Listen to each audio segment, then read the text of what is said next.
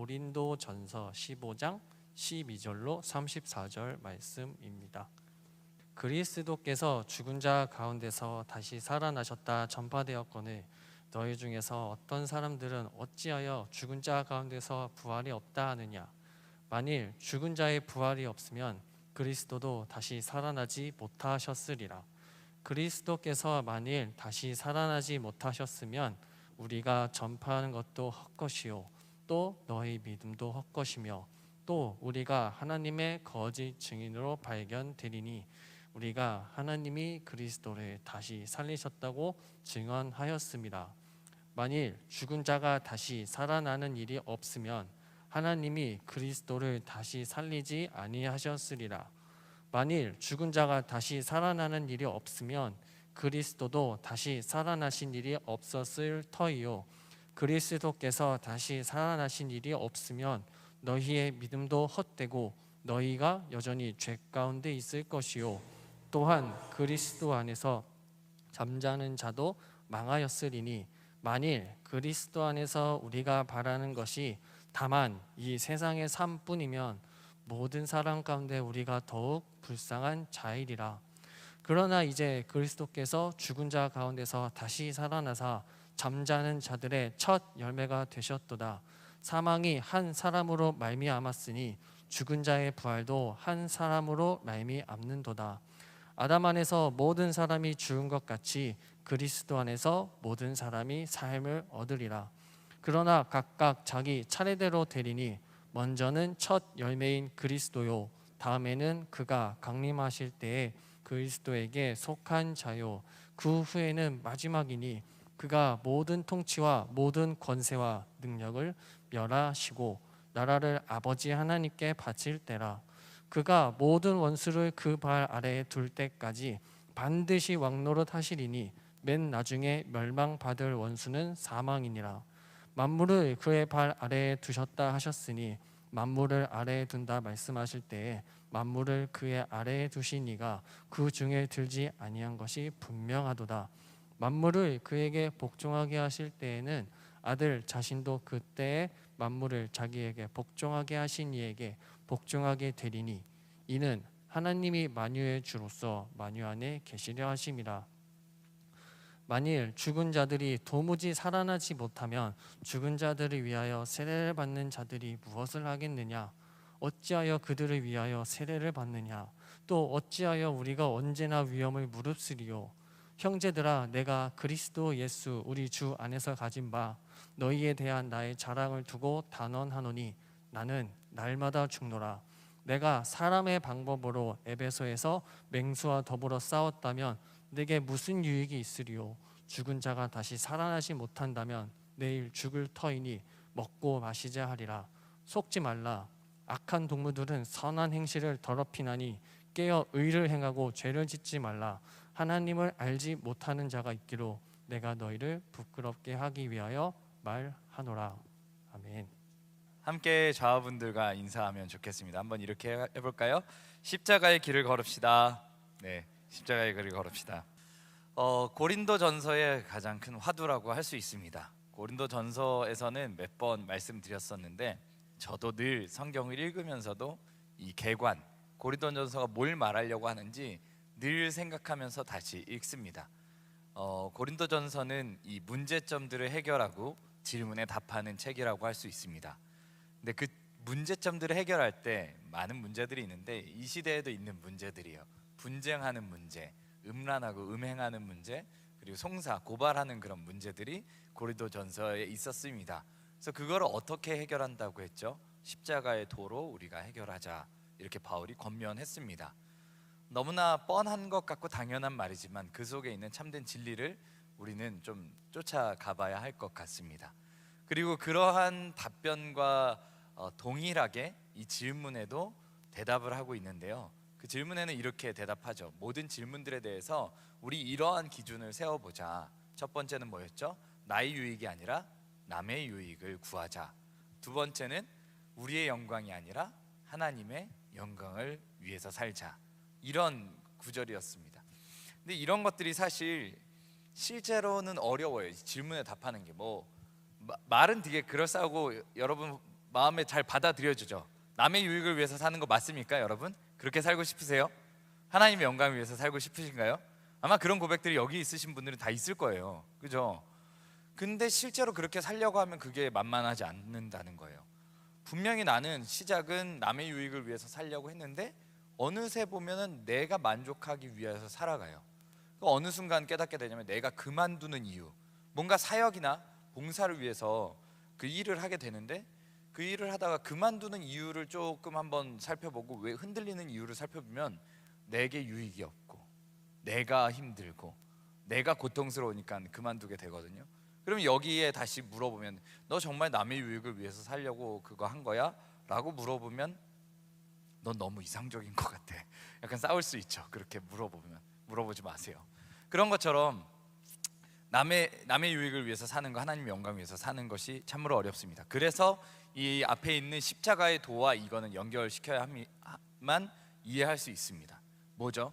정말 진짜 온전히 남의 유익을 위해서 사셨던 분, 정말 하나님의 영광을 위해서 사셨던 분은 예수 그리스도이십니다. 이분 외에는 결코 완성할 수 없는 이야기입니다. 그러니까 십자가의 도 없이는 남의 유익과 하나님의 영광도 그냥 빛 좋은 개살구가 될 뿐이라는 이야기입니다.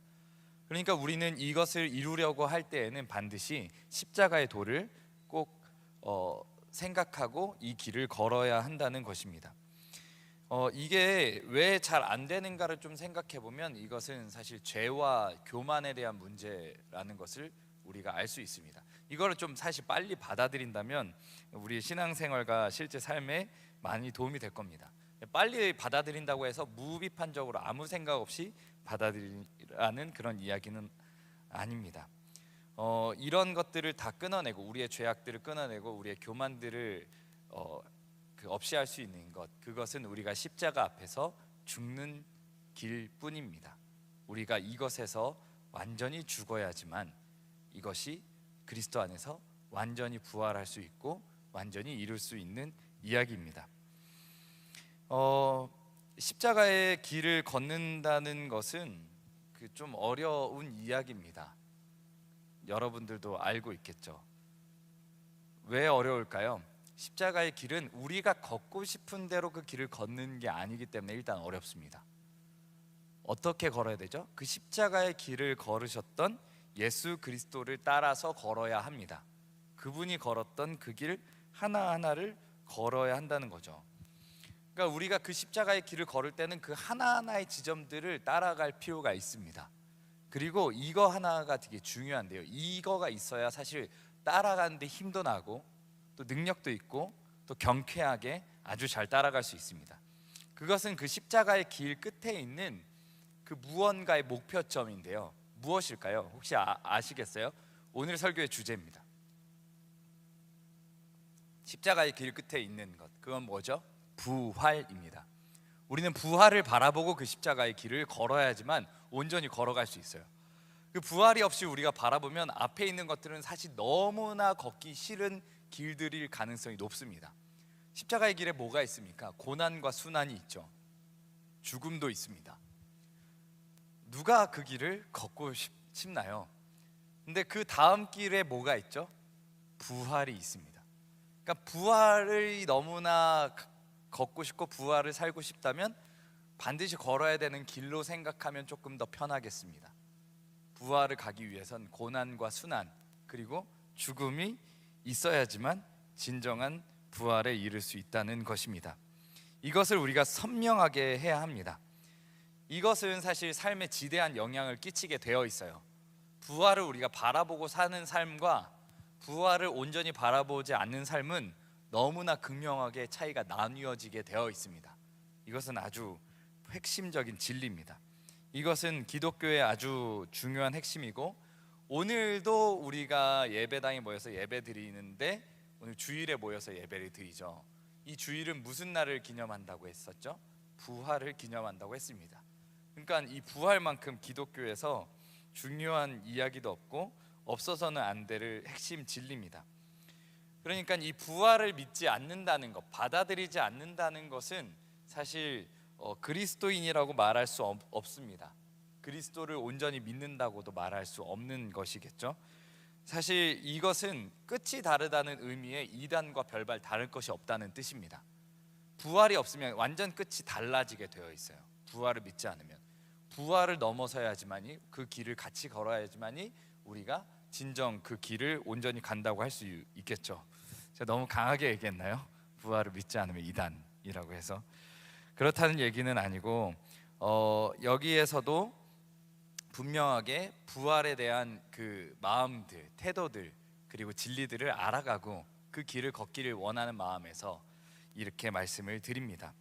아마도 여기 있는 분들은 그 부활을 믿고 그것을 따르는 마음이 강하기 때문에 지금 이 자리에 나와 왔을 것이라고 생각합니다.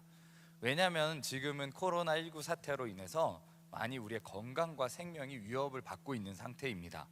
주변 교회에서도 그런 일들이 일어나고 있으니까 사실 우리의 마음을 더 쪼그라들게 만들잖아요. 날마다 매주일 고민하지 않는 청년은 없을 거라고 저는 생각해요. 오늘도 나가야 될까? 아닐까? 근데 여기에도 나오는 이유는 무엇일까요? 그냥 너무 데리고 싶어서 그런 저런 생각들이 다 있겠지만 그래도 이 부활의 신앙이 우리 마음속에 자리 잡고 있기 때문에 우리가 이 예배 자리에 나올 수 있다고 생각합니다. 그렇다고 해서 지금 영상으로 함께 하시는 분들이 그러한 일사각오의 신앙이 없다는 이야기가 결코 아닙니다. 그들은 그들대로 그들의 이웃들과 그들의 가족의 생명을 지켜주기 위하여 영상 예배로 나오고 싶은 마음을 절제하고 이렇게 함께하는 것이겠죠. 맞나요? 지난번 얘기했듯이 우리가 예배를 대하는 태도, 이것이 하나님을 경외하는 마음으로 우리가 이 예배를 드려야 한다는 것은 바로 이러한 뜻을 내포하고 있습니다. 제가 여러분들에게 이제 말하고 하자 하는 부활 이야기는요, 사실 오늘 이 고린도전서의 전체적인 주제와 아주 일맥상통하는 주제임을 알려드리기 위함입니다. 부활은 우리가 십자가의 길을 걷는다고 했을 때 쉽게 말해 마스터피스라고 할 수 있습니다. 십자가의 도의 완성은 이 부활이 있느냐 없느냐, 부활을 바라보느냐 아니냐에 따라서 달려 있습니다. 그러니까 우리는 부활을 온전히 바라보고 믿어야만 합니다. 그러면은 우리가 이 부활을 바라본다면 오늘 앞에 있는 일들 여러 가지 고난과 어려움들도 정말 힘차게 걸어나갈 수 있으리라고 생각합니다. 여러분들도 그러신가요? 할렐루야. 네, 저도 그렇게 이제 같이 걸어가고 싶은데요. 십자가의 길을 걷는다는 의미는 사실 좁게 보아도 십자가에서 느끼셨던 고통 그리고 죽음을 같이 한다는 것입니다. 그리고 부활에 동참하는 것이죠. 조금만 더 넓혀보면 주님이 그 십자가의 길을 걸어가기 위한 고난들, 순환들, 비난들, 십자가를 메고 갔던 그 길들, 그 모든 고난들이 포함되어져 있다는 얘기입니다. 조금 더 넓혀보면 예수님의 모든 공생의 사역도 이 십자가의 길에 포함될 수 있을 것이라고 십자가의 그 길에 포함된다고 말할 수 있을 것입니다. 우리는 좀 그분의 행적을 따라서 좀 그렇게 겸손히 걸어가야 합니다. 주님이 그 길을 걸으셨으면 나도 그 길을 걷고, 주님이 그 다음 스텝 밟으면 그 다음 스텝도 밟고, 그렇게 이 십자가의 길을 걸어야 하는 거죠. 그러다 보면 우리가 어디에 이르게 될까요? 결국 부활에 이르게 될 것이라고 믿습니다. 사실 이제 우리는 교회에서 이 정도 청년부쯤 되면, 그리고 또 2부쯤 되면 이 부활에 대한 이야기, 아니면 설교나 이런 것들을 통해서 다양한 주제들을 듣게 됩니다. 근데 생각보다 잘 이야기되지 않는, 설교되지 않는 주제가 있습니다. 무엇일까요?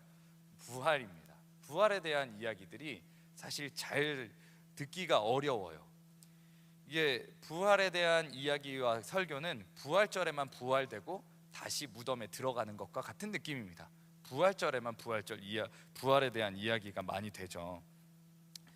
근데 부활은 정말 중요한 이야기란 말이에요. 그렇죠? 아주 중요한 진리고요. 매주일도 부활을 기념하고요. 근데 왜 이렇게 됐을까요? 왜 이렇게 부활에 대해서 얘기를 잘 안 하게 됐을까요?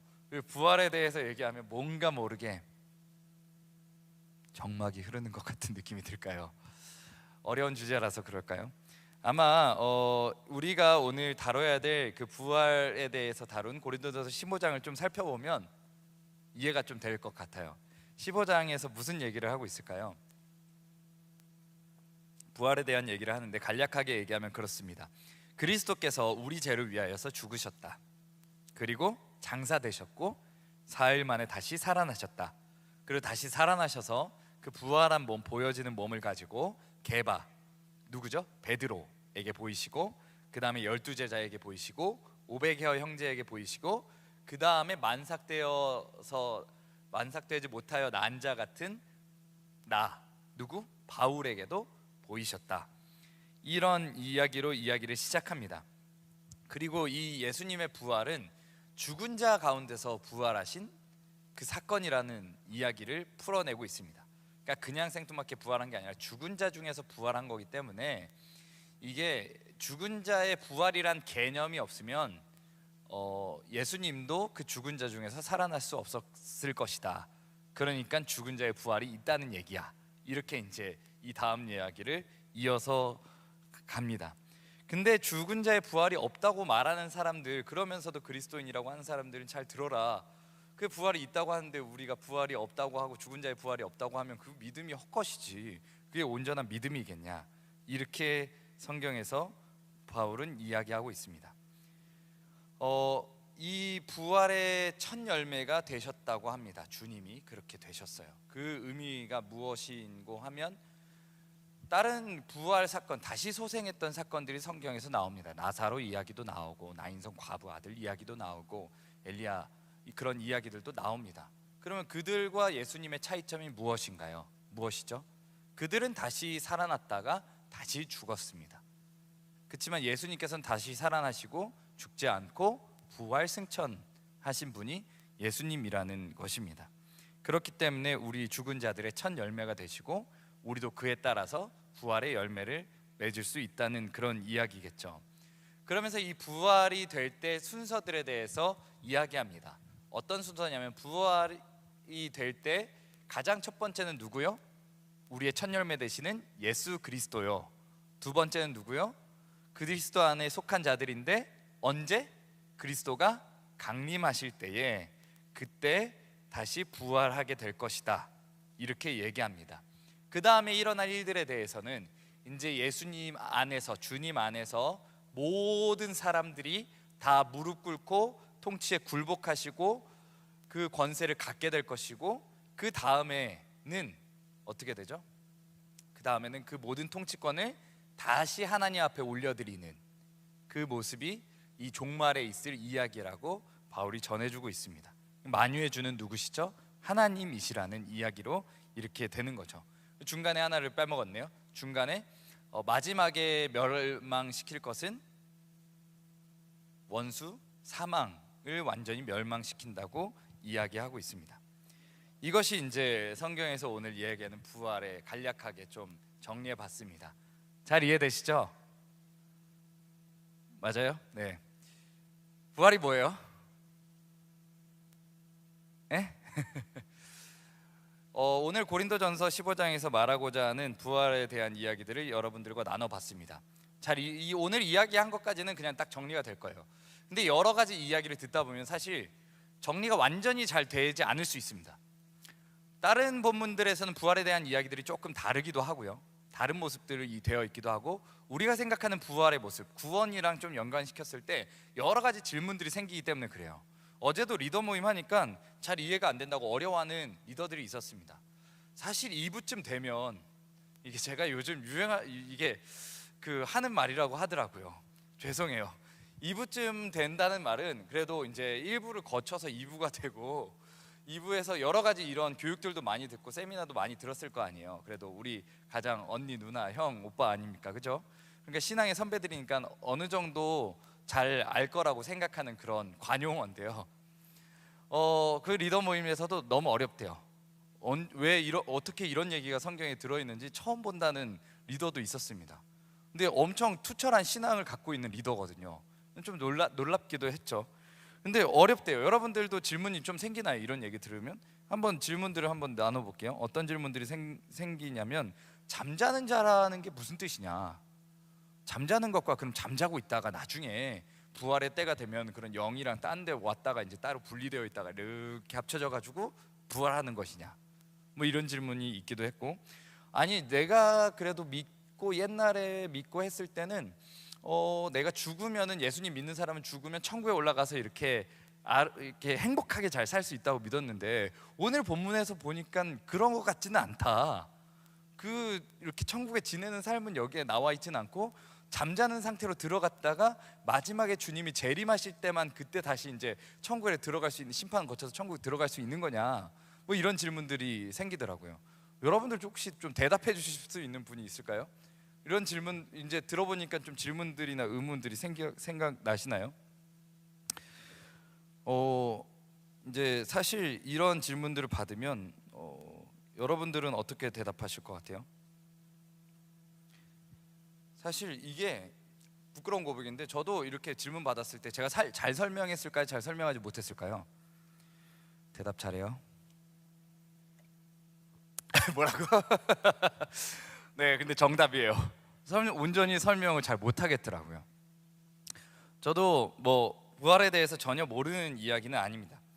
저는 교리적으로는 어느 정도 설명해 드릴 수 있고 성경에 있는 이야기들로는 말씀드릴 수 있는데, 이게 뭐 그 성경에서 벗어나는 질문들도 있고, 우리가 이제 사실 쉽게 예수님을 영접하고 믿기 위해서 이제 그런 전도 방법들, 복음 제시 방법들을 가지고 이제 우리의 신앙을 받아들였기 때문에 성경에서 말하고 하는 부활에 대해서 조금 상이한 이해들을 갖고 있을 수 있습니다. 그렇지만 그것이 완전히 잘못된 가르침이라고는 말할 수 없고, 그런 믿음을 갖는 것 필요합니다. 그렇지만 우리는 이 구원과 부활에 대해서 늘 열린 태도를 가질 필요가 있습니다.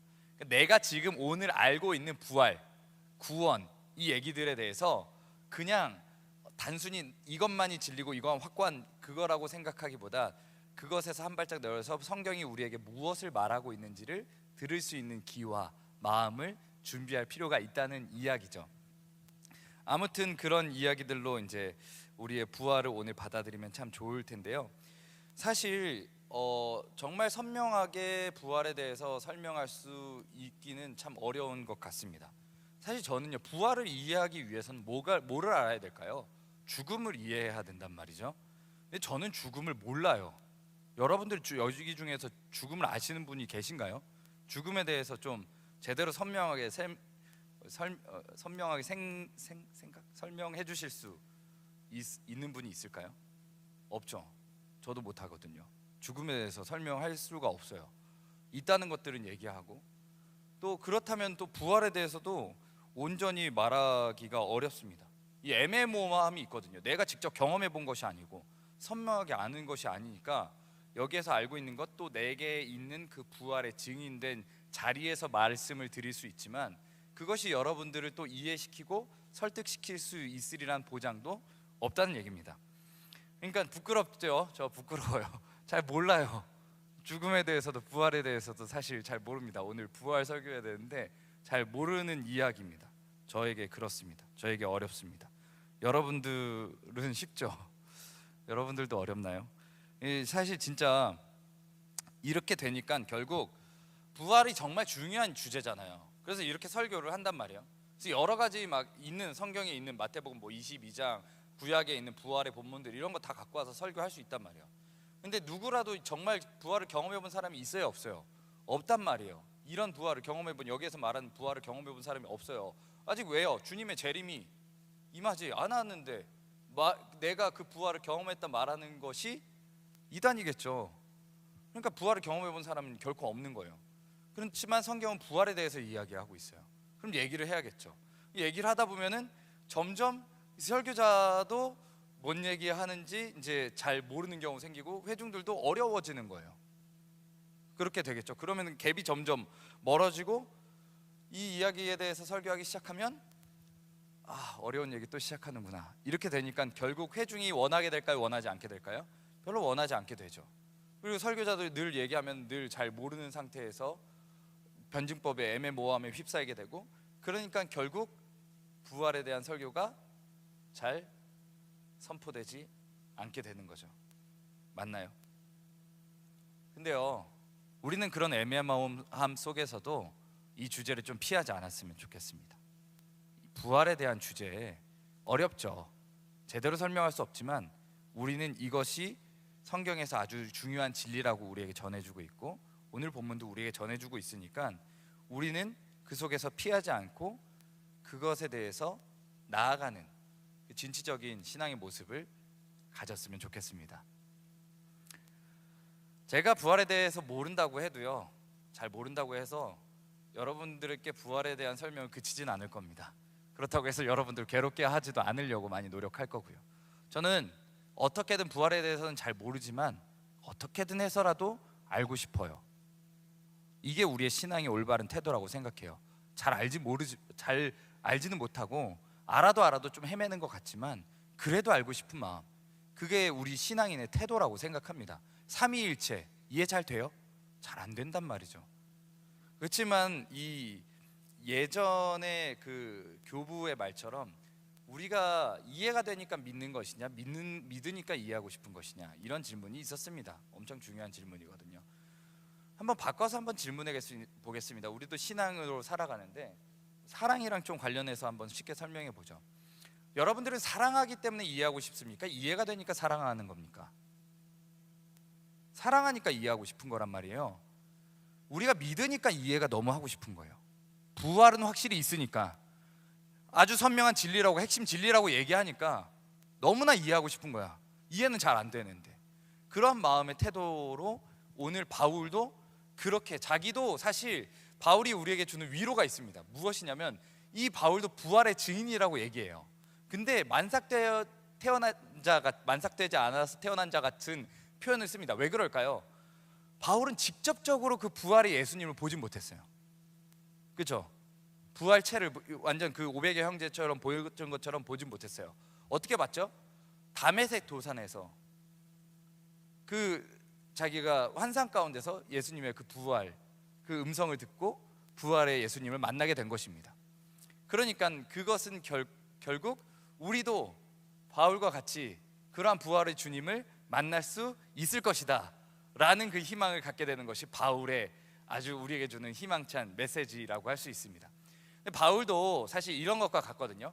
제가 중국 가서 과일을 맛봤어요. 근데 여러분들이 아무도 맛보지 못한 과일을 먹었어요. 근데 엄청 맛있더라고요. 과즙도 엄청 이게 달고 막 아주 흘러나오고 시원하고 청량감이 있으면서도 달콤하고 골드 키위 같은 그런 맛이었는데, 아무튼 그런 맛인데 그 골드 키위는 아니고 사과의 그런 아삭함과 막 이런 것들이 있는데 그런 과일이 있어요. 무슨 맛인지 아시겠어요? 이런 거예요. 이런 거. 과일을 맛봐서 무슨 맛인지는 알겠는데 맛보지 않은 사람에게 알려주려고 하니 어떻게 설명해도 그 맛을 알 수는 없는 거죠.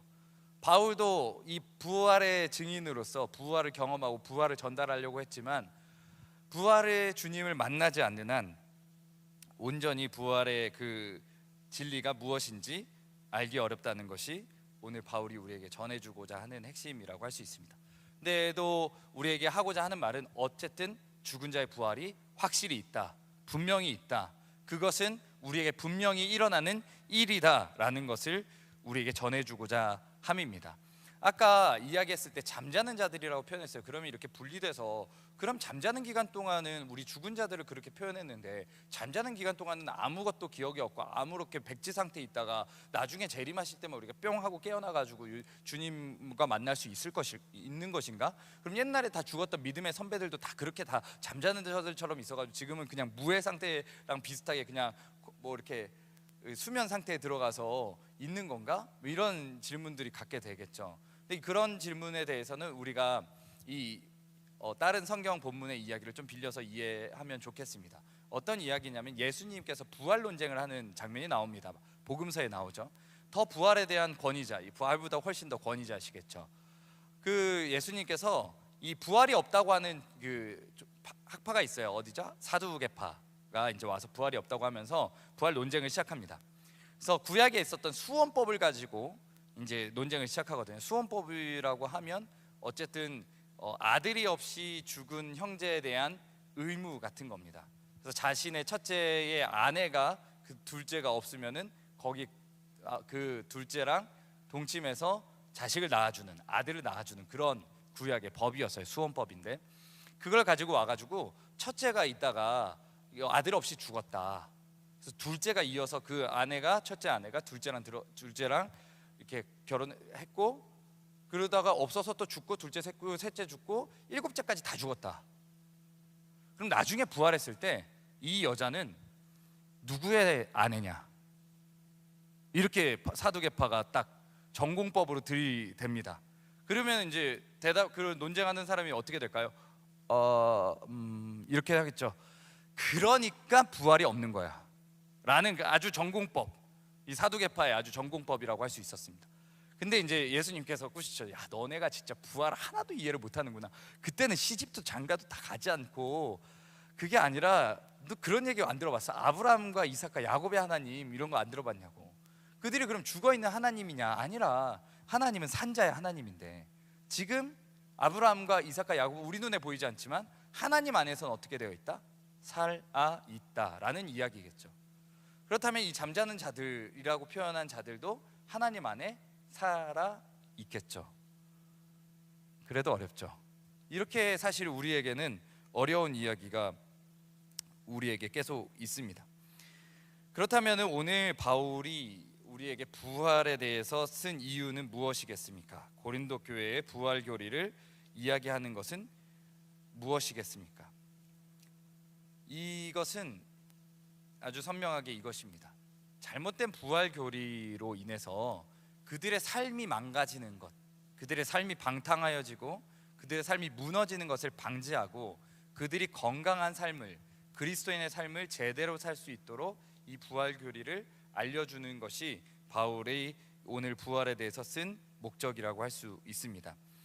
그 당시에는 팽배했던 이원론이 있었습니다. 그게 철학이었습니다. 선과 악, 그리고 몸은 악하고 영은 선하다라는 그 이원론, 그리고 사두개파들의 영향들, 그 가운데서 부활이 없으니까 우리 내일 죽으니까 우리 오늘을 즐기자라고 했던 오늘 성경 본문처럼 그렇게 사는 사람들이 아니라, 결국 이런 부활이 있다고 말하든지 없다고 말하든지 자기가 살고 싶은 대로 살기 위해서 이 부활의 이야기를 가지고 오는 사람들에게 이런 진정한 부활이 있다는 것, 그리고 부활이 있는 사람들의 삶은 결코 다르다는 것을 이야기하기 위하여서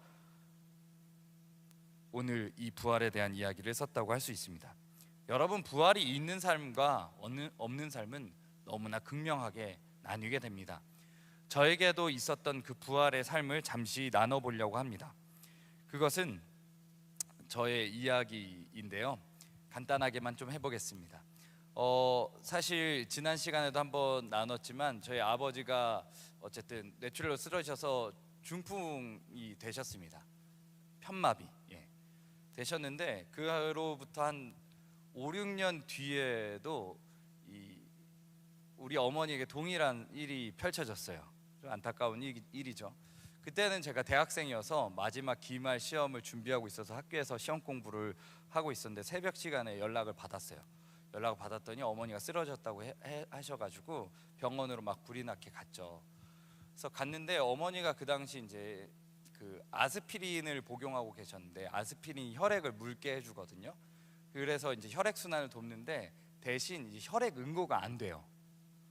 그러니까 피가 나면은 피가 안 멈춘다는 거죠. 근데 뇌출혈은 요 조금만 나도 되게 위험하거든요. 근데 어머니가 그 약을 먹고 뇌출혈이 나가지고 한 주먹 2개만하게 피가 난 거예요, 뇌에.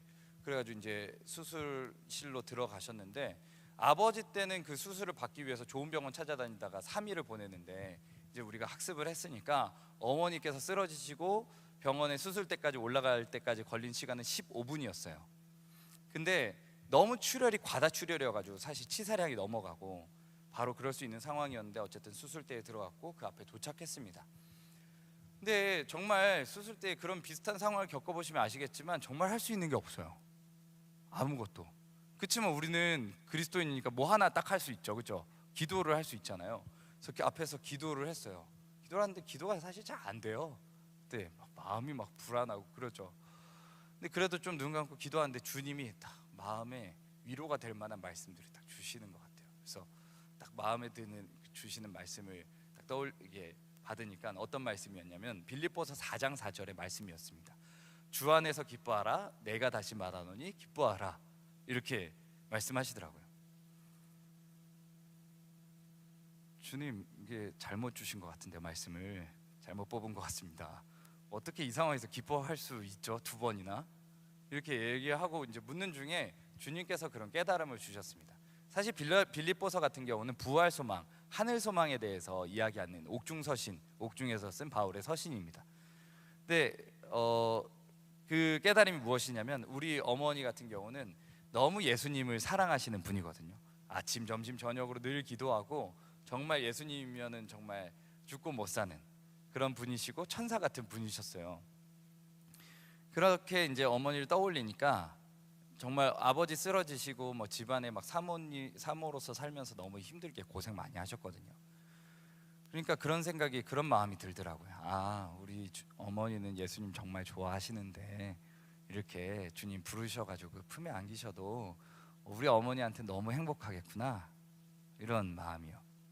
근데 동시에 하나님께서 오늘 살려주셔서 우리 가족에게 오셔도 돌아와도 우리한테 너무 좋겠구나, 그래서 기뻐하고 기뻐할 수 있는 거구나. 이게 주님 다시 저 천국에서 또 부활의 소망을 갖는 사람들이 가질 수 있는 태도라고 생각했습니다. 그렇게 저에게 부활 소망이 있다는 것을 다시금 깨닫고 주님 앞에 나아갈 수 있는 자가 되었다고 할 수 있습니다. 여러분들은 좀 이런 부활에 대해서 얘기 들을 때 어떤 마음으로 들으시나요? 저는 정말 너무나 죽고 싶었거든요. 그리고 절대 목사가 되고 싶지 않았거든요. 근데 목사가 됐어요. 그리고 정말 죽고 싶었는데 지금은 사실 저는 오늘 죽어도 여한은 사실 없어요. 정말 미안한 사람들이 좀 몇 명 있고 내가 오늘 죽으면 좀 슬퍼할 사람이 있겠다 싶지만, 주님께서 오늘 부르신다고 하면 저는 기꺼이 가야 되지 않을까. 오늘 죽을 사람처럼 제가 살아요. 그래서 제가 좀 많이 부담스러워요. 왜냐하면 오늘 저는 후회 없이 살아야 되거든요. 오늘 다 사랑해야 되거든요. 오늘 내가 가진 사랑과 내가 가진 열정들 다 전해줘야 되니까 부담스러워하는 것 같아서, 나는 오늘 죽을 만큼 여러분들을 사랑하고 싶지만 적절히 거리를 유지할 수밖에 없는 그런 상태에 이르기도 합니다. 여러분, 오늘 우리들은 이러한 부활의 그 마음을 가지고 오늘 삶을 살아내기를 원합니다. 바울이 얘기했던 것처럼 날마다 죽는다고 했던 그 말처럼 오늘 우리는 아주 큰 부분, 내가 목사가 안 된다고 했다가도 하라고 하니까 하라고 했다가도 내가 주님께서 주신 내 아내를 위해서도 내가 내려놓을 수 있겠다고 하고 오늘 죽어도 괜찮다고 하는 그것은 우리 안에 부활 소망이 있기 때문에 모든 것들을 다 내려놓고 사는 것이 우리의 부활 소망인 줄을 믿습니다. 우리가 오늘 이렇게 살아갈 때, 날마다 죽는다고 할 때 이런 큰 것뿐만 아니라 우리의 작은 부분들, 저는 이게 힘들더라고요. 큰 거는 주님 다 가져가셔도 좋아요. 근데 작은 욕심들, 작은 욕망들이 나를 막 괴롭히고 하는 부분들이 저에겐 너무나 많습니다. 여러분들은 어떠신지요? 큰 부분, 작은 부분 모두 다 이 부활 소망을 갖고 주님 앞에 내려놓고 날마다 죽으면서 오늘의 삶을 깨어 의를 행하고 경건하게 살아가는 그 힘과 동력이 우리 가운데 있기를 간절히 소망합니다. 여러분들 부활 소망이 우리 가운데 흘러넘치는 귀한 역사들, 그 부활의 소망이 오늘 있는가 없는가를 오늘 말씀이 여러분들에게 말을 건넬 때 다시금 부활에 대해서 다시 생각하고 다시 믿음으로 나아가는 우리가 되기를 간절히 소원합니다.